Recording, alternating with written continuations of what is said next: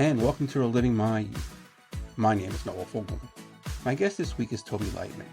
The singer-songwriter recently came out with her latest album called Stars. It's another winner by Toby. We discuss how the album came about. I've been a fan of Toby since her amazing debut album, Little Things. She discusses her transition from a signed artist to Lava Records to an independent artist. Her songs have been in a lot of TV shows and commercials. That's how I discovered her, with her song Devils and Angels from an episode of Smallville. She discusses how Prince selected her to be the opening act for one of his tours. Toby also performed the theme song for Fox's coverage of NASCAR. She's performed on the Home Shopping Network. She's basically done it all. She now contributes songs to Sesame Street. Really enjoy my conversation with Toby, and if you do, please rate and review the show. I'd really appreciate it. Here's Toby.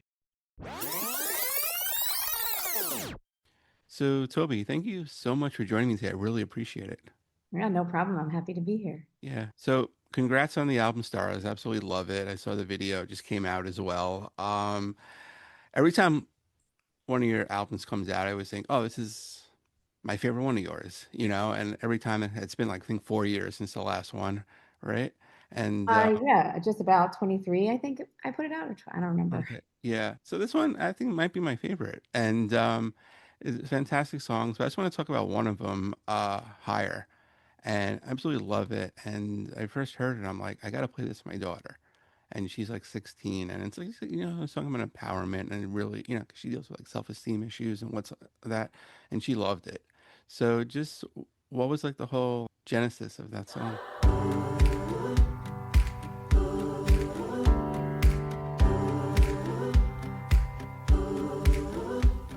Am I all washed up? Am I what they said? Am I good enough? Is it in my head? Every day I'm older, but so far from over. Trying to make my way, still in this fight. No matter what they say, I'm gonna get this right. Every day I'm older, so far from over.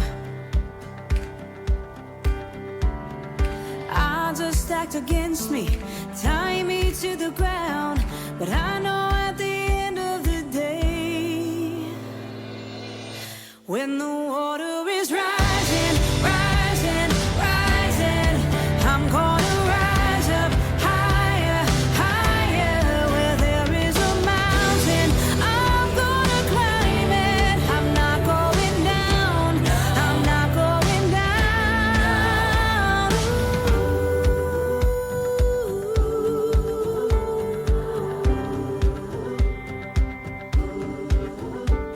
I'm better than I was, and I know who I am. And if that's not what they want, then I don't give a damn. Every day I'm older,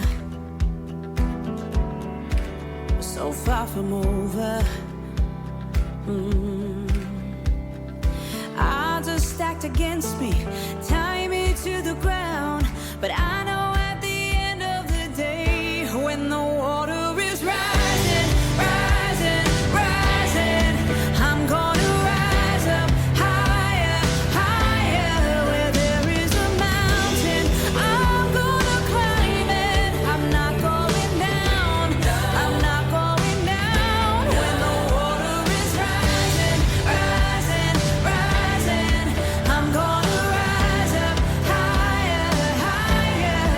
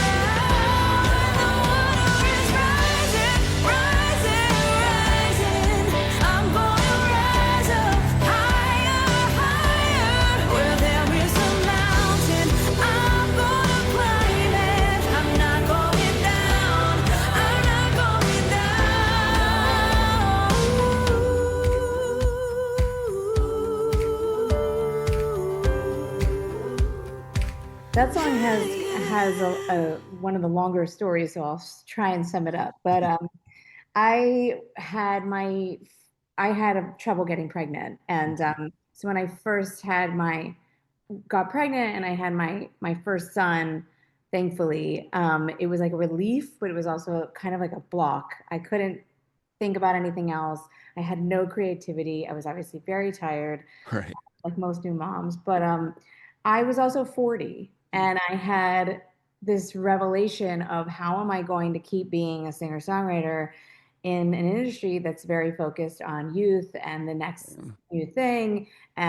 So a couple of songwriter friends of mine came to visit, and I had my little Leo, who was at the time, I think, 6 months, maybe 9 months. He was sitting up in a chair. He couldn't okay. sit up on his own. And we just were talking about it. And my friend that came to visit was also 40, different position. He's gay, no children, but just still, but the same mental block we were both having at the same time.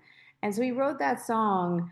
It was me, Shane Stevens, and our friend Nash Overstreet, who's a few years younger than us and an amazing guide. And we just kind of wrote about what we were feeling in the moment. And I put the song aside because I didn't know what to do with it. We Right. did this whole choir, we did all this stuff, and we were so into it. But I didn't feel like the demo of what we did really captured my own genuine feelings. But I didn't know how to get it. And they were so busy, and I didn't know how to keep pushing to work on the Yeah. song. So throughout the following years, I taught myself how to produce. And I did a whole album, like we were talking about before. After all, it was the first full album that I produced Yeah. myself. And after I did that, I felt like maybe now I could produce this song that we wrote. Yeah. And at the time, it was called Water is Rising. Okay. And I always thought that title so ominous. This song is so empowering, and Yeah. like the water is going, like we're drowning. And so I thought, well, maybe I'll call it Far From Over. And I was like, yeah, but that now sounds kind of cynical. I'm Right. not trying to be cynical. I'm trying to be empowering. So when I actually wrote a bridge for it because it didn't have a bridge, Okay. and I kept thinking higher, higher, and like so I called the song Higher. I produced the track, and yeah, I sent it to Shane and Nash, and they were the reaction I got was very gratifying. I'll say that. Right. Yeah. No, that's great. So how often do you like do that? You have a song and you kind of shelve it for a while and then you kind of revisit it because you got to tinker with it and get kind of like more opinions about how to work on it. I think I work a lot alone, and I have a lot of talented friends, don't get me wrong, and Yeah. I use a lot of musician friends of mine to send me tracks. Yeah. I know my limits, and I'm not a professional bass player, I'm not a Yeah. professional drummer, but I know them. And so for me, it's more putting songs aside so that I can have fresh ears to know what it needs, and that's been a learning lesson for me over the years Right. to know, don't just keep banging your head against the wall and don't keep trying. And sometimes, yeah, calling a friend, and like Shane is like, I call him my song doctor. He's like, Mhm. he'll listen to the stuff I'm working on, and Yeah. just talking to him and talking to another creative mind Yeah. can help, like come up with new ideas. And so it's like two different things. Like with the songwriting itself, I need to walk away, and with the producing, I Yeah. also need to walk away, but for different reasons. Right. So now when you like self-produce, like I need some advice for this song. It's not like, because like I guess when you produce, you have like an outside voice. You probably think everything you write is great, but you probably need someone to kind of put you not in your place, keep you in check maybe a little bit.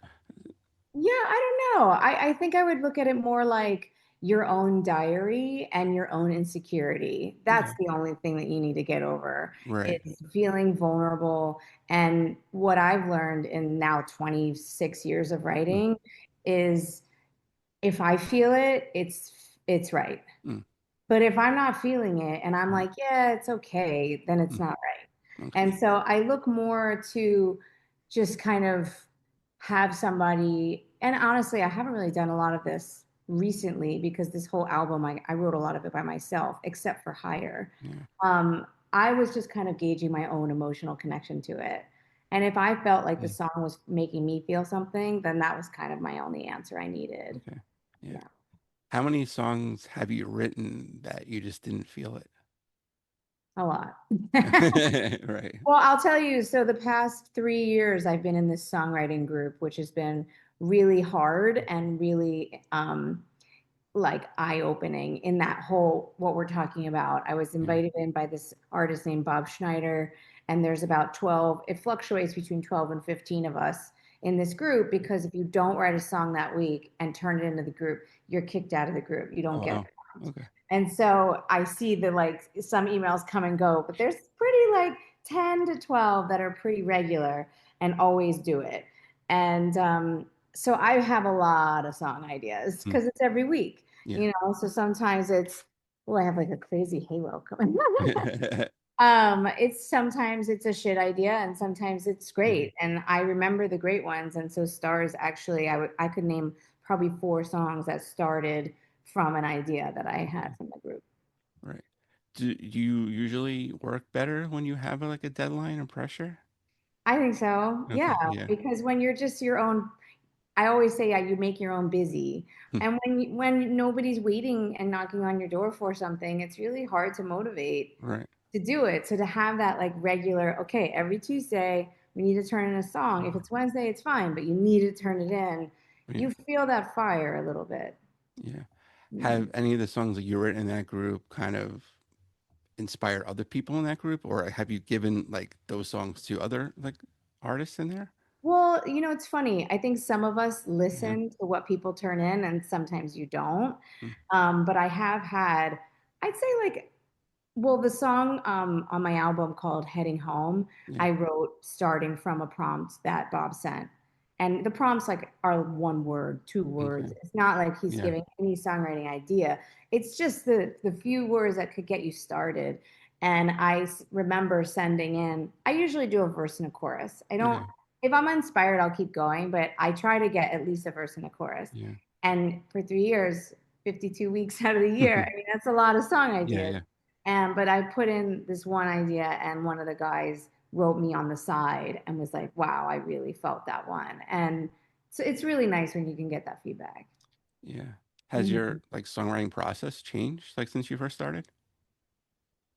Yeah, I think that I'm trying to just, I've always been somebody who just let my emotions lead the show. Mm. I can't really sit and just write on purpose. But there's been more times now because of this group that I will sit down and Yeah. write something on purpose because I have an idea, I have a thought, and I want to do it. Um, but yeah, I mean, I don't know. I literally just finished writing an article that I don't know what I'm doing with it. Well, I do know what I'm doing with it, but about how songwriting is a very magical thing. You just don't know when the moment's going to strike. You Yeah. don't know when, you don't know how. And as a writer, it's like you just constantly are filled with ideas. And what do you want to move forward with is always interesting. Yeah. So do you walk around with like a journal? You use your like notes app on your phone? You Yeah. use both, whatever comes in your mind? I mean, the phone is the devil, but I do Yeah. feel like it's a very convenient way to capture ideas in the Right. moment. So the voice memos is Yeah. what I use. Yeah, and Yeah. just humming stuff in. And if I think it's something worth going back to, I try to label it, Mm. because I probably have like over 1,000 in there right now. Right. Yeah. It's a necessary evil, that's for sure. Yeah. Mhm. Yeah. I mean, I don't like imagine like writing from sorrow and sadness is probably the most inspirational for a songwriter. I think any genuine feelings is the most inspirational. If you can capture a moment in time for yourself and have that feeling feel validated, it's Yeah. like there's no better feeling in my Mm. opinion.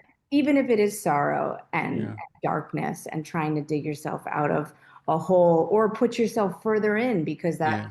makes you feel something. I think that if you can just capture that authenticity, it's an amazing outlet. Mhm. Right. I mean, I know like Higher is kind of like a newer song, but have anyone reached out to you with that song or any songs in the past? Like this meant so much to me. This got me over a certain, period of my life. Have any Yeah, other I songs done think, that? I Yeah. mean, most recently, Hire has definitely been a lot of conversation with people just in all different facets. I've had 70-year-old men Mm. say that Hire spoke to them, and then I have women my age, and then I've had teenagers, you know, going through physical and mental trauma, you know, connect with it. And you just never know. Music is so subjective, and you know, we all just want to feel something. And you know, like I said, if I feel it first, I feel like there's always going to be somebody else. Right. Maybe. Yeah. And you know, like once the song is out there, it's almost not yours anymore. It's like kind of like the public. So has anyone like come to you and say this song meant something to me because of this, and the way you wrote it wasn't intended to be like that at all? Oh yeah. Well, I mean, I would say a 70-year-old man is going to have a much different connection to it than Right. me. Yeah. Yeah. Yeah, that's funny. Yeah. Yeah. Yeah. So I first discovered you way back when what's it called? Devils and Angels was on Smallville. Hmm. And that's when I first heard it. And the CW, well, I guess it was WB back then, did a great thing after every episode. Any song that was featured in the show, they would like say, "Oh, this artist, you know, Toby Lightman did this song. You can get it on, you know, Lava Records and stuff like that." And that was great because that was before Shazam and before all those like amazing sites where you can find stuff. So they were really on the forefront. So once I saw that, I immediately got the album because the song Hmm. was great, and that's really how I discovered you.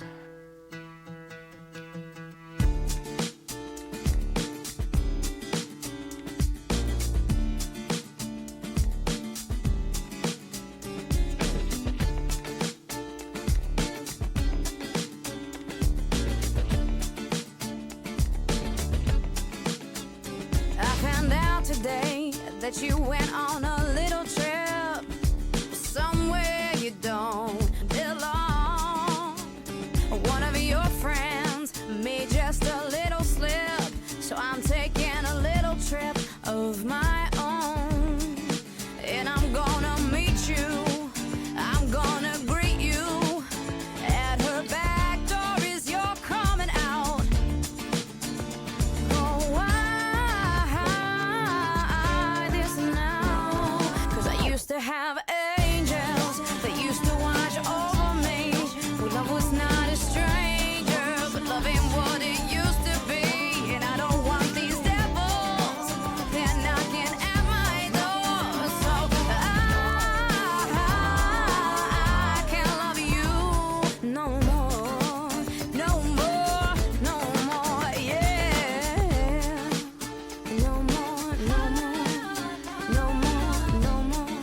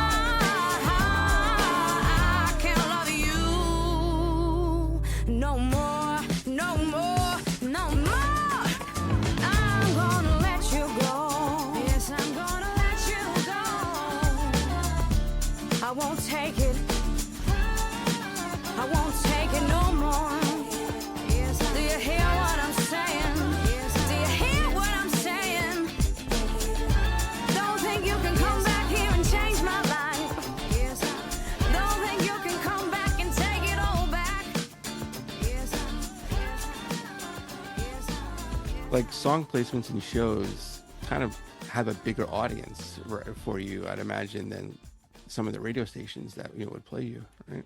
Yeah, I mean, in my career, I've been fortunate to have both.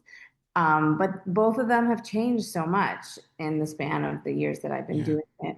Obviously, I had great success with Devils and Angels on the radio, and it made it in the top 20. yeah, Lasted for like 20 weeks, it was on the radio. So it was like, obviously it wasn't like, yeah. single ladies or whatever, Right, yeah, pop hits, but it was a pretty significant experience. And then with film and TV, I mean, when I left the label, I had already had that Smallville placement and I had a placement in a movie called P.S. I Love You. right, And that was kind of eye-opening to me. I didn't know how it happened, who did it. They don't really tell you those things when you yeah, sign. I mean, maybe they do now, but when I was signed, I had no idea.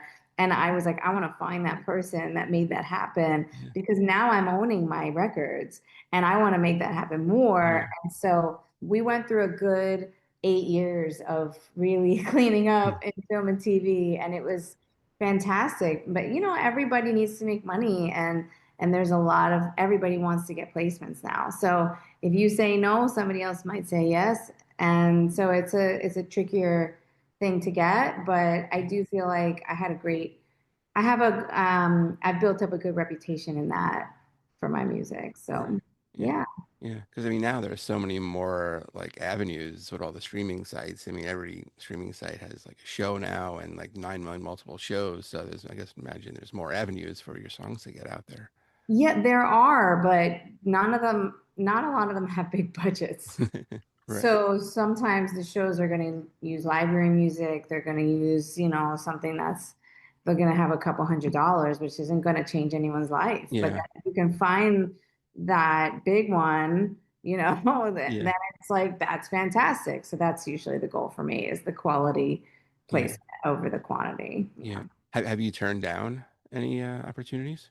In the years, I have turned down one or two just because I didn't feel like the song was going to get used in the best way. Right.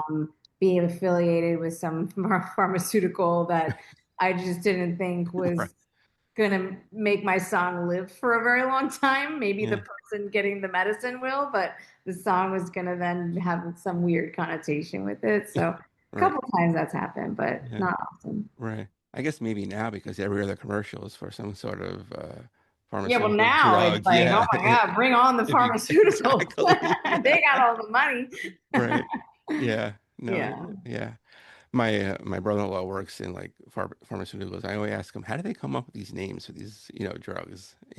Just it's crazy. Yeah. Well, So and a lot of those commercials, honestly, are like written to brief because you can yeah. tell they're singing like the brand.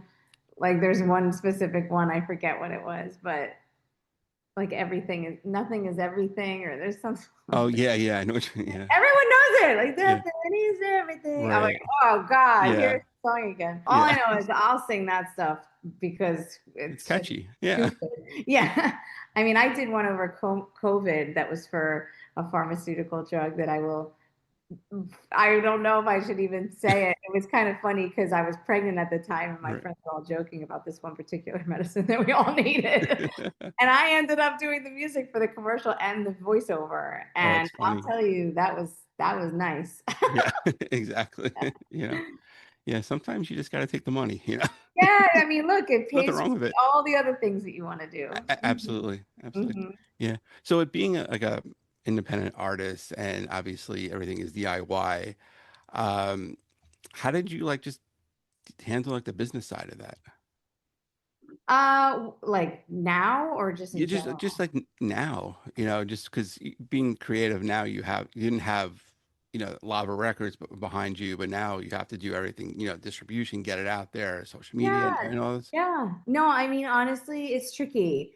I don't envy people are starting out Yeah.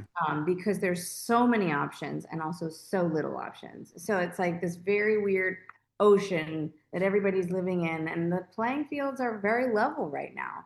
The only thing that, I feel like I have as a benefit is experience. and relationships. Right. And, obviously time. So it's like, I think my music has gotten better. I think my wherewithal to like navigate what to do and who to talk to is better. And I think asking for help is better. And so I just think that navigating the business part, it's always tricky. I was talking to my another friend about it, who this woman Lucy Woodward, she was signed to Atlantic Records when I was signed to Lava, and so we connected just because we were going through the same experience at the same time, became independent almost at the same time, and she shifted one way and I went into film and TV, but we both kind of had to adjust. And we were saying how putting out an album now is like, it's exciting and it's Mhm. nice, but it's also kind of anticlimactic because Right. there's nothing to see, there's nothing to hold. You just put it out and then it's just like, and then it's like everybody gets it. So, you just have to stay positive. And the one bit of advice, my second, I had three managers in my career. The second and very long term, 10 years and 10 years and he said to me, "It'll never happen if you quit." And so I just stick with that. Well, no, that's true. Yeah. Mhm. And I'm a traditionalist. I love having a physical copy of an album or CD. It's great. Like, the artwork, the liner notes, now Well, it's that's just why vinyl nothing. coming back is Yeah, kind it's of great. it's kind of cool. You can Yeah. sell something, you can hold something. Yeah. So are you like kind of in the camp where you talk about doing an album where you put it out and just kind of goes, but kind of having a single come out every month, kind of keep people like, No, wanting more? I just think that makes music like you're putting it in the disposal. Like you're just like Yeah. ba ba ba ba. I mean, I don't know. I just I'm not saying that that's wrong. It's just not for me. Right. I just my songs are so much more emotionally connecting to me that to do it like that feels like I'm not treating them with the respect that I would want them to be treated with. So look, like, but I did do five single releases before this album, but I did try and spread them out more. Right. I wanted to give them time to breathe and like live their life and so it was Yeah. like probably more like 8 weeks, Okay. 8 weeks. But I already had the songs done. I Yeah. already had so I felt like it felt a little more manageable to me. Right. Yeah. So like where are you like in the whole like streaming like landscape? In what way? Just I mean obviously artists don't really get paid, anything with it, but I mean it kind of gets you out there a little more, people can, hear your music, anytime they want on demand, but get a physical copy of it and stuff like that. No one goes to record stores if there aren't really are anymore. But Yeah. yeah, I mean, look, like the world has changed and it's like, I don't want to get into AI, but it's here and yeah, it's not going anywhere. And so streaming, when it started, it's here, it's not going anywhere. Why would it? People can listen to music for free. So I would say you just have to lean in sometimes to that stuff and yeah, understand what it is and adjust. And in conversations with other songwriters, and I'm a member of a couple different songwriting organizations, and everybody wonders the same thing. How do we keep it going?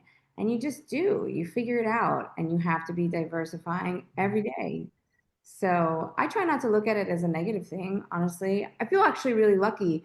Spotify, my Spotify numbers, I feel good about them. Would I love to have millions more? Of yeah, of course. course, yeah, But here we are. I look at other people starting off, they have like 100 or 1,000. It's yeah, really hard. So yeah. I mean, it's great that anyone can put up their songs on there, but it's also totally. It's a not huge great that anyone step. can do it because so many great songs kind of get lost, Yeah. in the shuffle there, so to speak. But that goes back to my original point. Like, I want to treat my music with respect. Right. I'm not putting out music for fame or for like anybody else but me. Yeah. So if you want to put out a song and this is a big deal for you, then you feel good about it and you keep it moving. Like, it's as simple as that. But don't put it out expecting it to like be this like TikTok sensation because then you're not Yeah. really trying to be Yeah. a musician. You're trying to be famous. Right. Yeah. Yeah. Have you delved into any AI yet or no? I have. I mean, I haven't like personally just experimented with it on Yeah. my own, but I have friends that have. Like, I turned in a song idea a few weeks ago, and Bob, who runs our little group, he put one of my songs into Suno, which is like the music production app, and sent it to me just because he thought it would be interesting for me to hear it. And I had never done that before, and it was mind blowing. Right. I mean, it made my idea sound like a top 10 hit. And I was like, oh yeah, whatever, this song. And now I'm like, whoa, maybe Torn Yeah. Apart is my new. Right. So it's interesting. It's a slippery slope though. Yeah. No, I can imagine just artists is going to be even more manufactured now more than ever. I mean, the thing that people are fighting for on the advocacy side of things are basically just to label it. You know, people are going to Yeah. do it, and Yeah. you do it. If you want to do it, do it. Just know in your heart you're not creating anything. Right. If you feel good about that, that you're actually not creating anything and you're just letting a robot do it, go have fun. Yeah. But we should know what we're listening to. Right. That's No, that's true. Absolutely. all. So tell me how you got involved with Prince. Well, I don't even know. I The story that I got from him was that he saw me perform on Conan O'Brien. Okay. And he thought my chords to Devils and Angels were Yeah. interesting and had his team offer me a slot. And that's kind of how it happened. I had no idea that Wow. A, Prince watched Conan O'Brien, Yeah, and right. that he would ever like act on something like that. I Yeah. mean, that was pretty crazy. Um, but yeah, to hear it from him, it was amazing. Yeah. Yeah, because I don't think really rarely ever had any opening acts. He didn't. He Yeah. at that during that tour, which was his musicology album, he had four, and it was me, Yeah. Nelly Furtado, Jill Scott, and Morris Day and the Time, and that was it. Wow. Yeah. It was wild. Yeah. That's great. Yeah. So did Mhm. he give you any like advice? He did. I Yeah. mean, we played the show. We were obviously extremely intimidated, and after we were able to sit with him and chat, and he Yeah. sat next to me, and we chatted for 3 hours. Wow. Huh. So the amount of advice I got was pretty mind blowing. But the main thing that I took away from the conversation was at the time I was like 26. I just put out my first, Mhm. I was 24. I just put out my first album, and he was looking at my team, and they were all men. And he was like, you don't need any of these guys. You can do your music yourself. You don't need a label. You don't need a manager. You can do it yourself. And I was like, what are you talking about? And 20 years later, he was right. Wow. Yeah. Yeah. I always remember that too. Yeah. So when you first went independent, like how nerve-wracking was it? Oh, it was so scary. Like you feel this cushion when you're signed to a label. You Yeah. have all this staff, you have all this money, like financial backing. I wasn't necessarily getting money from my life. It was just money Yeah. to do what we were doing. And then when you leave, or you're told, I was doing my third album, they didn't pick it up as another option. I was actually told that I was lucky I got two because Wow. a lot of artists were dropped after one. Especially the financial backing that I had, it was a lot. And Yeah. so, um, my manager at the time didn't know how to navigate the independent music world. It was still new for Mm. everybody.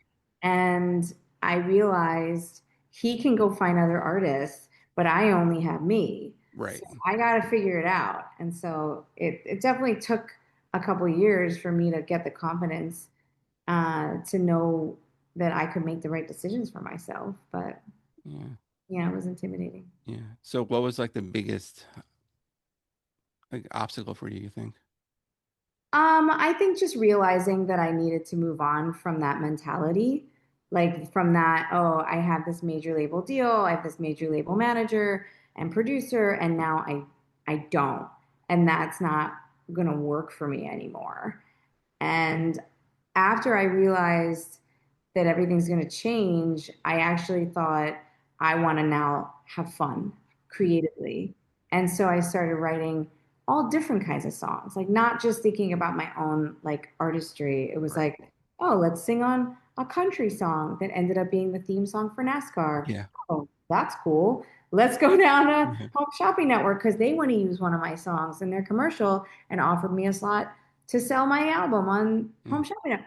Okay, like I ended up doing all these random things because I could. And so Yeah. that just kind of those moments I think really helped me understand that I'm not going to go down a lane anymore.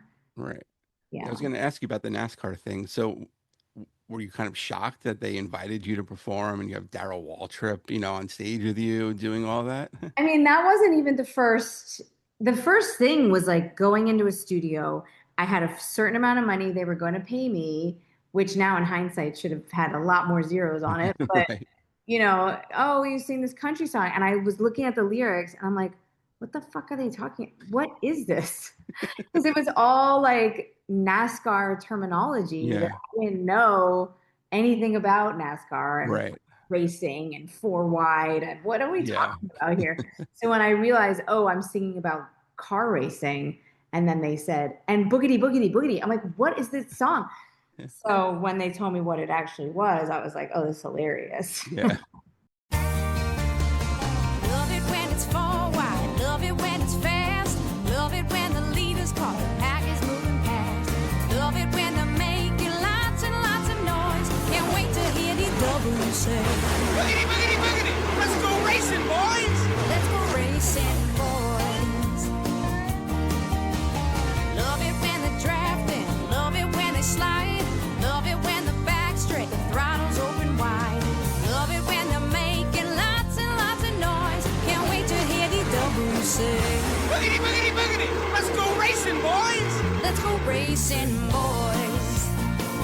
NASCAR racing, boys. Let's go racing, boys. NASCAR racing, boys. Oh yeah.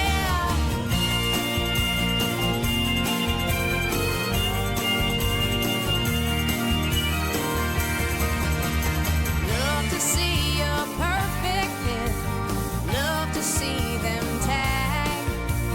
Love a last lap turn for a pass, and my guy takes the checkered flag.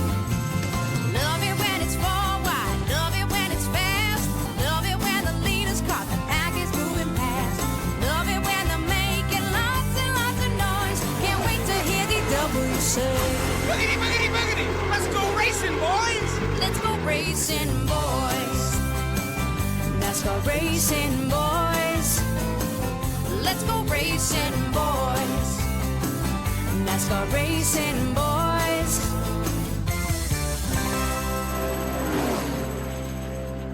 Did you kind of notice kind of boost in your like sales because of that? Not really, because it was so far away from what I normally did. Yeah.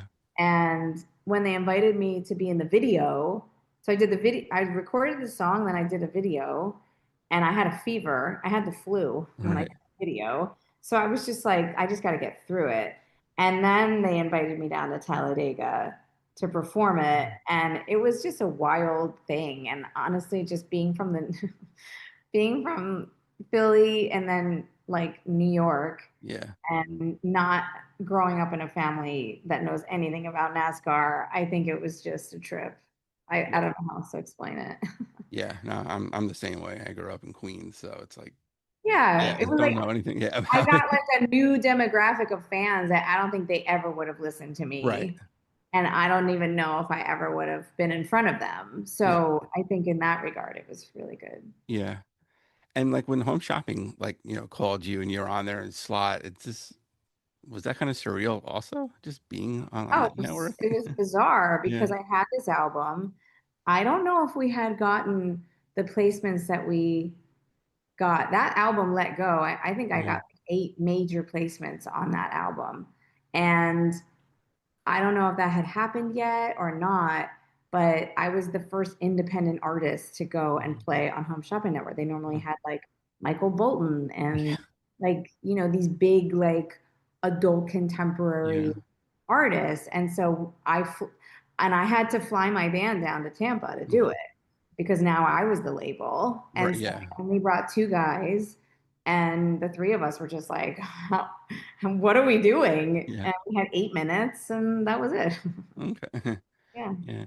Did you notice a boost in sales because of it? I sold like 1,000 albums in 8 minutes. That's So great. Yeah. I think in that regard, it was cool. Yeah. I don't think they knew what was going to happen, and I didn't know what was going to happen. So considering the fact that I was like a completely unknown person to most of the people watching, I think we all thought it was a success. That's awesome. Yeah. Have you gone kind of like down the crowdfunding route to fund your albums? I did in the beginning. I used to say, I forget what it's called. There was a site that I did crowdfunding for every kind of people, I think. Oh, it was like 10 years ago. Right. And it went out of business. Okay. Started with a P. I don't remember, but ever since then I haven't done anything like that. Yeah. So I have 3 kids, and my oldest was obsessed with Sesame Street. So how did that come about, working on Sesame Street? Well, my husband works in the Broadway industry, and when I had my first son, Leo, and he was 2, 3 years old, he was watching a lot of Sesame Street, and I was loving the songs. I just thought the songs were so much more contemporary than I remembered them being. I thought Sesame Street was more like folk music when I was growing up, and but it was more like hip hop and pop, and it was so fun and bouncy, and he loved it. And I realized that we knew the music director because he's the composer for Broadway. And so I texted him and said, I'm watching so much Sesame Street right now. Like, how do I get in on this? Yeah. And so he brought me in, and I've been writing for them for like 8 years now. That's great. Yeah. Yeah. They're obviously doing a lot of major shifts with PBS and trying to find a network. And I think it's now with Netflix. So I think so. Yeah. It starts back up again in the fall, I think. Yeah. Hopefully in a couple of years we'll be back on PBS. Hopefully. Yeah. Mm-hmm. Yeah. It'd be nice. I'm going to ask you about a couple of songs that I really enjoy of yours. Holding a Heart.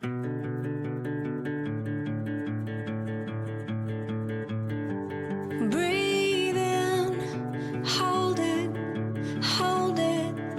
go on, begin to let go, 'cause there's no reason I'm turning myself into somebody else. Calm down, calm down, calm down. I'm holding a heart here in my hand. Hey, hey, hey, my own work of art, here where I stand. Hey, hey, hey.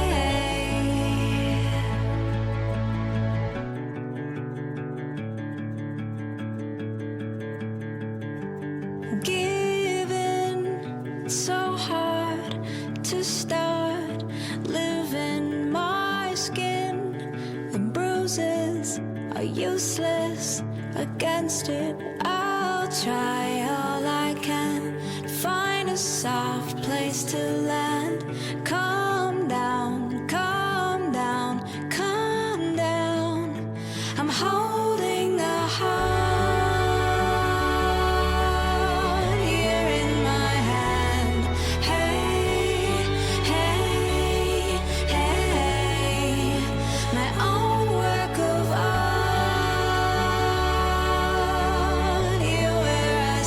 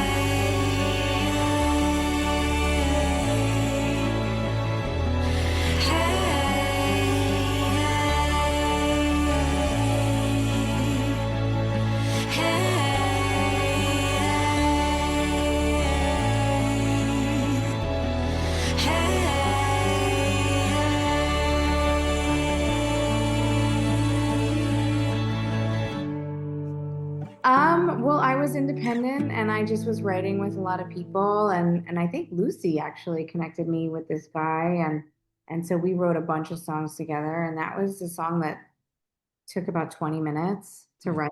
It just clicked and we realized that we had a really good songwriting rapport with each other. And I was still with the same film and TV rep and she just got it used in a bunch of different shows. Yeah. And it was a great run with that song. And it's my most popular song because of that. So, yeah. What's your favorite placement for that song? I don't know. I mean, the shows that it was on were all like YA Yeah. kind of drama. So it was You like weren't watching them. I wasn't really watching, I wasn't really connecting to it. But I love this wedding scene that it played in a movie called What's Your Number? Okay. And it was a beautiful wedding scene. And I hadn't had it used like that. So I thought. Yeah. And what about Slipping? Slipping was my first song that I wrote that I felt like I could be an R&B artist.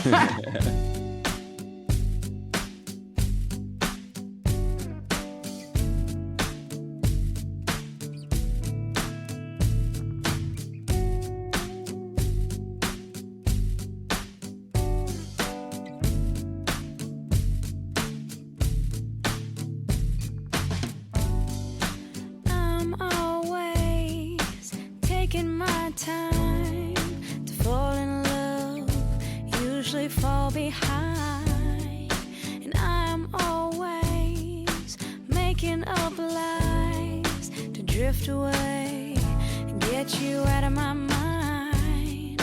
And yes, I know it's not okay to close my eyes to love this time. Why?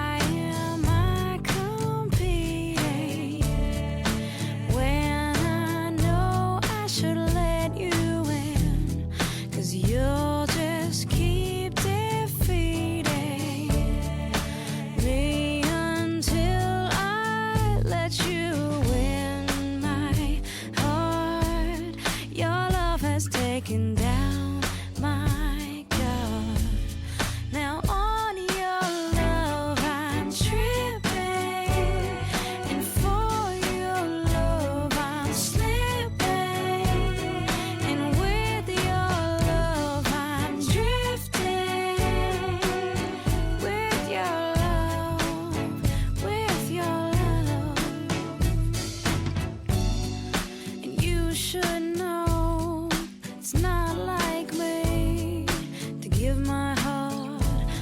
so easily, and you should know I can't always be wearing my soul on my sleeve.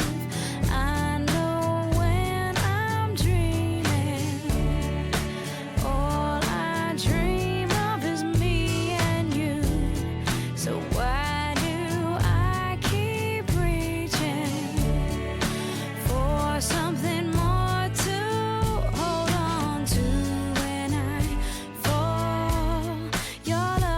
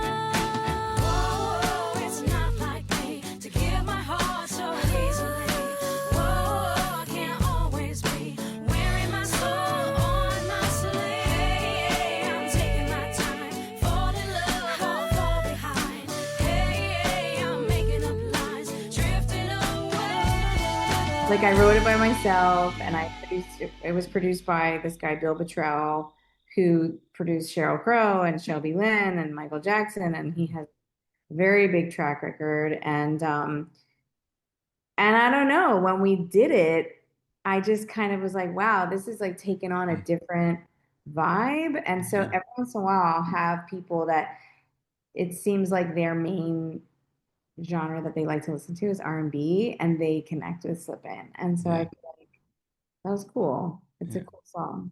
You know, I really like that. It's like one of my favorites. And it's good. You kind of touch multiple genres, which is great, Yeah, you know? like So, I'm playing the acoustic guitar, but I'm yeah. singing in my falsetto. It was the first time I wrote a song with singing in my falsetto, which I Oh, thought was okay. kind of cool. I never really thought about it that way. But yeah, I went into some like local, like in my neighborhood in Brooklyn. There's only one place where you can go get a massage, and it's like a very low key, like Hmm. not expensive, you know. And so I went in a couple years ago, and there was this really like a bigger guy who was a receptionist, Yeah. and he said, when I came out, I was like all delirious. And he was like, "Are you Toby Lightman, the singer?" And I was Yeah. like, "Yeah." And he's like, "I love slipping." I was like, "Yes." That's That's awesome. awesome. Yeah. hmm Yeah. Yeah. So, do you remember where you were the first time you heard one of your songs on the radio? Yes, I was in a van driving to Austin to play at South by. Oh, wow. Huh. Yeah, with my De- band. And they, and Devils and Angels? Yeah. Huh. yeah, that was pretty cool. Yeah. So, what about like the most interesting place or Like, unexpected? like walking through Walmart. Yeah, right. Yeah. Yeah, like it's always weird. I'll get texts from people like I'm bowling and your song is on, and I think So Natural had Okay. a lot of use in stores, and so that was always people were saying, and Slippin', Yeah. actually. Yeah. And now I've done that with as an independent artist, and I'm the label now for myself. I've done campaigns with Hire, which did Okay. very well in Oh, the great. stores. And now with Stars, they're playing it Oh, now. good. I think Mhm. I heard Slipping. It was either the Gap or Old Navy. One of those two, you know. Just Yeah. yeah, no, those are usually have good music, so They have to use a license. yeah, I mean, yeah. yeah. Because now the best app ever is Shazam, and Oh, amazing. I yeah, I Shazam stuff all the time. yeah, and people must look at me weird. I'm holding the phone up in Target trying to get a song because you want to get better coverage and stuff like that. Sure. Yeah, I don't know how different it is, yeah, it's but yeah, whatever. but Yeah, it's uh-huh. you stand on one leg and do it, whatever. But Oh. but also on Stars, your cover of Here I Am. I absolutely love the Dolly Parton cover. So how did you come to cover that one? Oh, here I am.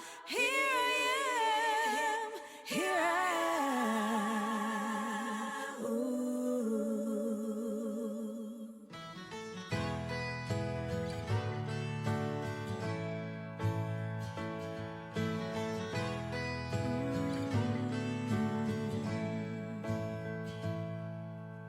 If you need a love that's true, need someone to stand by you, here I am. Oh, here I am. Here I am.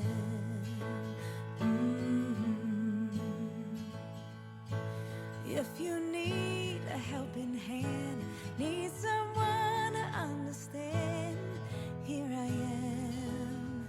Oh, here I am. Here I am.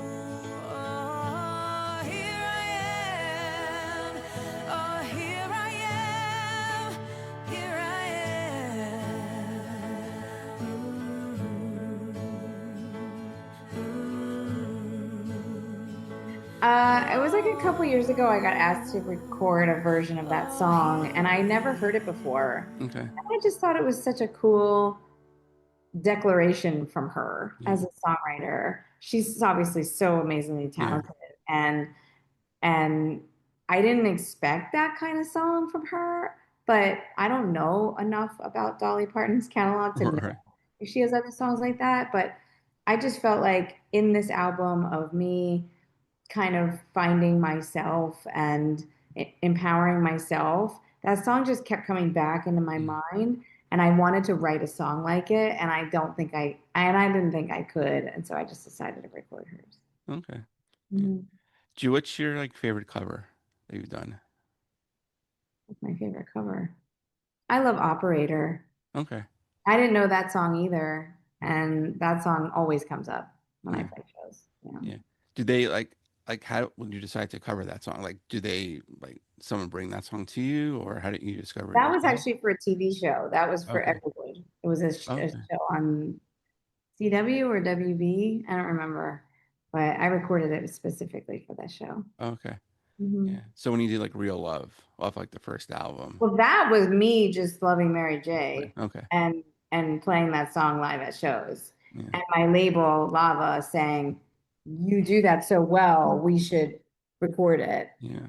I was like, "Why?"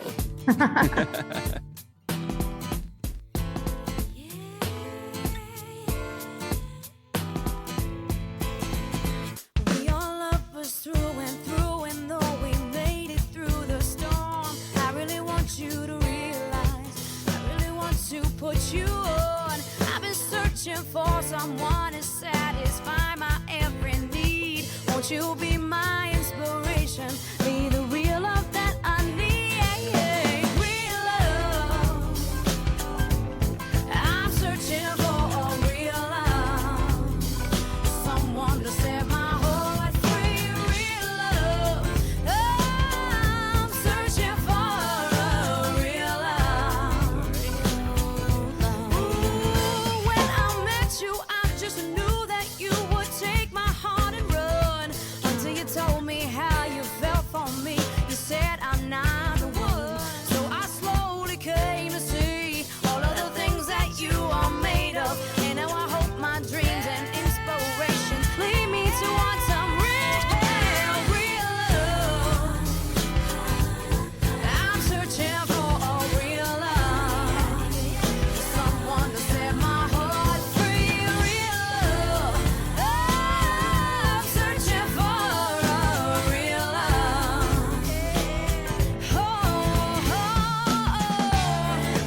Love so true.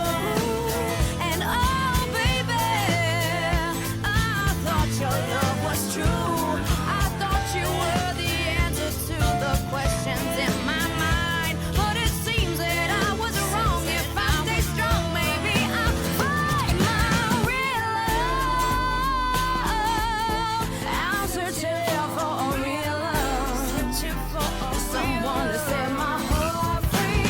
Real love. I'm searching for a real love. You see, I'm searching for a real love, and I don't know where to go. I've been around the world and high and low. Seems I'll never know how it feels to have a real love, 'cause it seems he's not around. I gotta end it in this way because it seems he can't be found. It's a live song, Yeah. and they convinced me, and that was what that was. Yeah. Right. Yeah. Mhm. I've seen you live twice, both in Connecticut. Was it Toad's Place in New Haven? Like Okay. years ago, and then I think Yeah. somewhere in Hartford. I think it was like can't remember Gramercy. I can't remember which place it was in Hartford, but I don't know. yeah. You plan to tour anymore? I played some shows in May, Right. and touring as an independent artist is really hard. I'm I sure. think that's the first thing that I'm kind of pulling back from a little bit, just because I have two little kids, and Yeah. I really tried to focus on learning production and songwriting, and just different roles have popped up for me recently, like in the past year. that I'm really enjoying being in an advocacy position. Like Yeah. I'm a songwriting governor for the Recording Academy uh, on the board. And so I can do things now with that. And then Right. I'm the co-chair of the Songwriter and Composers Committee also for the Recording Academy. So it's like, it's really fun having Mm. conversations like about that and being Yeah. in that room. So it's hard to think about all the other elements. Right. I do want to perform. I just No. don't. Yeah. Traveling just takes its toll way too Yeah. So much. yeah. So how do you balance now with like having, you know, two young kids and just producing an album and everything else you do? Well, yeah, I mean, I do it when they're at school. That's why I taught myself to produce so that I could be on my own schedule and I could Yeah. just make it happen. And I've gotten a lot faster at it, honestly. Like that last album, After All, took me about 4 years to make, and Stars was about a year, and it was a Okay. pretty busy year, no less. So I think, just the more I do it, the better I'll get at it, and hopefully I can produce other artists at a certain Yeah. point and kind of lean into that. Yeah. Yeah. Have you had any like young artists come approach you about just advice or even just working with them? Yeah, I mean, I've done like mentorships with She Is the Music Okay. and Women in Music, and I did it with Symphonic, my distributor, with Grammy U. I've done a lot of that stuff, and I really just want to like encourage other songwriters to like find their own voice and stop chasing what they think they should do. That's my main Yeah. thing. But I also feel like I mean, if somebody comes across, like the woman that did the video, I met her at a writing camp, and she Okay. was the videographer, but she also writes songs. Mm. And so she asked me if I would write with her, and she would do a video for me. So we actually did like an art trade for that, Oh, which that's great. Yeah. Huh. yeah. Yeah. Do you enjoy making videos? No, Yeah. not at all. Yeah. Yeah. I'm sure being an independent artist also you want to just try to cut corners and make it as cheap as you can. Well, not cheap looking, but not spend Yeah. as much money. I mean, I see independent artists doing amazing videos and Yeah. they just have a cool knack for that. And I just feel like it's a totally other trade to be Yeah. able to like capture yourself in this like cool angle and then edit it. And it's just, I don't have the brain space. Right. Yeah. Yeah. Mhm. Yeah. Have you like sold yourself pretty well being an independent artist? Like just getting marketing and just like social media and stuff like that? I mean, I think that we all like learn from what we're doing every day. And I think that what I realized when I left my last manager, which was now, you know, 4 years ago, what I actually needed was help with marketing. Okay. And so I've been working with like a label services company and telling them the things that I want to do and they have suggestions too and it's just been like a great team effort. It's probably one of the better collabs that I've done in my career.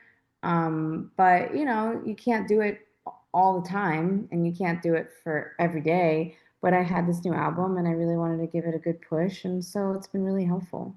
Yeah. What's Yeah. been the biggest surprise with the new album? Um, I don't know.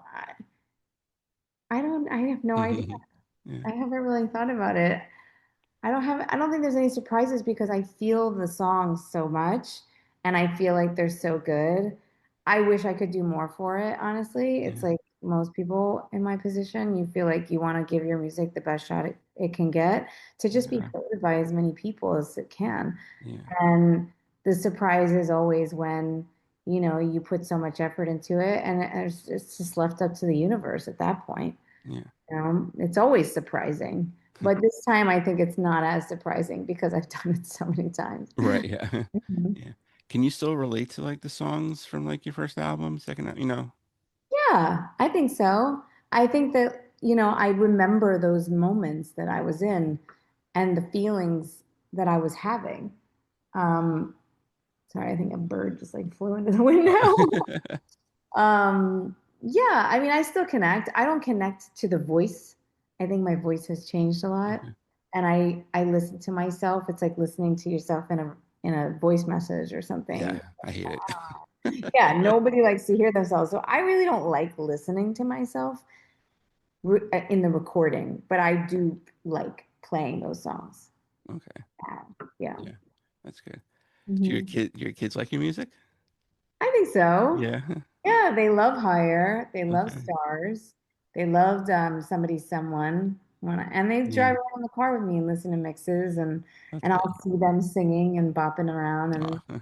they love Higher, and they know Higher was called Water is Rising, so they still call it Water is Water is rising. Yeah, that's Rising. funny. Yeah. Yeah. But congrats on the album. It's fantastic. I absolutely Thank love you. it. Where can people find you, like on social media and stuff? They can find me at Toby Lightman. Easy peasy. Easy enough. Yeah. Easy Toby enough. Lightman on Instagram, Facebook, TikTok, Hmm. YouTube. I Yeah. actually have a couple interesting things coming out. I did a series for YouTube songwriters called In the Lab, Okay. and we'll be releasing that probably in the next like 2-3 weeks. It's like a video to just like show my studio and a little bit of my process. And I did write an article about songwriting and my journey through figuring out how to write songs. And so we're going to put that in the Substack of Sona, which is Songwriters of North America. Oh, that's awesome. But yeah, Yeah. Toby, I appreciate the time today. Thank you so much. Yeah, you're welcome. Thank you.